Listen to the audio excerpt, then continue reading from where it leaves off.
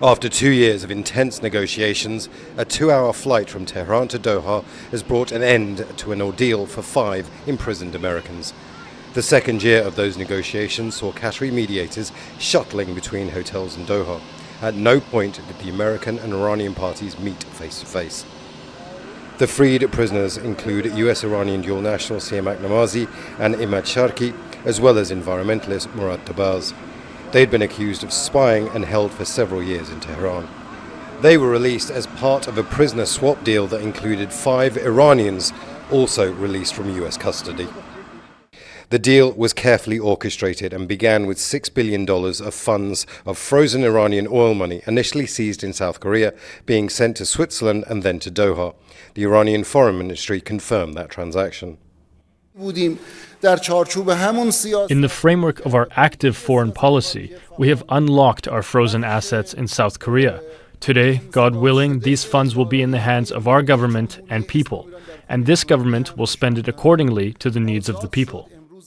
It was a short walk from that plane to the terminal building, but it's not quite over for them yet. So they've been met by a Qatari delegation. The prisoners have been met now by the US Embassy and members of the State Department. They'll want to get them to the United States as quickly as possible, where they'll be given a medical evaluation and a security debriefing. The former Qatari ambassador to the UN said that this was a good deal for all. It was the trust to the two parties of the good offices of Qatar that led to such ending. As a matter of fact, for the past two years, we've been observing Qatari officials moving back and forth between Tehran and Washington, D.C., and such outcome is good for both countries, especially the people who are, happen to be a prisoner and their families.